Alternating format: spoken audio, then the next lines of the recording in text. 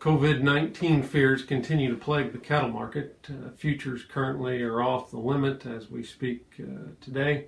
If you look over the last 2 to 3 weeks, we're down over 25% in live cattle and feeder futures off of recent highs. Local cash markets, which I would have said over the last couple of weeks have been hanging pretty steady, are beginning to succumb to the pressure of the spiraling futures, as most of your Monday markets are reporting down $9 to $15 on cash feeder cattle. And so what this has done, it's left many cattle producers in a state of flux, if you will, very unwilling to move calves or feeders at current dismal prices. And so whether or not that's a good economic decision, I don't know, and I'm not going to speak to that. But what I am getting is a lot of questions from producers asking about how to nutritionally hold these cattle a little bit longer, as we hope that a price correction is in our near future, or maybe that fundamentals are going to take hold again instead of fear. And so in response to a lot of these questions, here are some of the producer recommendations that I'm giving.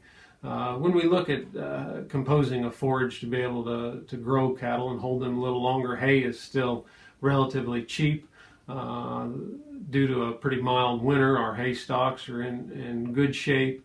And even if we have to buy hay, most large round bales of hay are moving between $35 and $50 a bale, which is really right at our cost of production. So buying hay seems like a pretty decent option even if we have to. Second recommendation I would give you is to shop around. You would believe the difference in the prices of commodity feeds from different feed stores. Don't be afraid to call around and ask. Don't do business as usual just because that's the way you've always done it. Of course, if you can have the ability to contract semi-loads, that's always going to be way cheaper, but most of us don't have that option. And we have to remember that corn is still relatively cheap as a feed source, and so incorporating that into our rations is kind of a no-brainer. And so, we're talking about two different types of cattle right now. If we're still holding on to heavyweight yearlings, you're really taking a bath on those in the market right now, as anything that's going to finish close to that August board has really taken a big hit.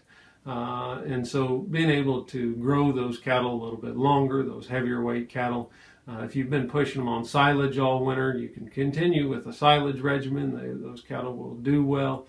But if you're starting to run short on that, using a mix of these commodity feeds along with hay is a good replacement option to be able to continue to grow those cattle at 1.5 pounds to 2 pounds a day. And so specifically, if you look at 60 to 65% soy hulls, 20-25% corn, and about 10 to 15% DDGs gives us a decent ration to work off of for those heavier weight cattle to be able to continue to grow those. If we're just trying to buy ourselves time, of course, we're probably going to supplement that at about 1.5% of body weight as we move forward. Now, if we're talking about fall calves, if we're going to try to buy ourselves a little more time with those, university studies have shown us time and time again, leaving those fall calves on the cows as long as we can, even into May and into June, does not harm those fall cows and body condition as they calve coming into the next calving season. But if management wise that's not an option for us, definitely wean them 45 days at a minimum anymore. I like a 4-way commodity mix as my weaning feed, soy hulls, gluten, corn, and distillers grains, all at about 25%. If you can get those cattle out on pasture this summer to grow them, soy hulls right now look to be a fairly cheap buy as far as continuing to grow those cattle on grass at that 1.5 to 2 pound mark. And hopefully the market turns around on us pretty soon, or at least by fall we would have some nice big yearlings to sell at better prices than we're seeing today. If any of this you want to reach out to me directly, give me a call, shoot me an email, and we can work through this, and we'll get through this downturn and the fears and back to fundamentals one of these days.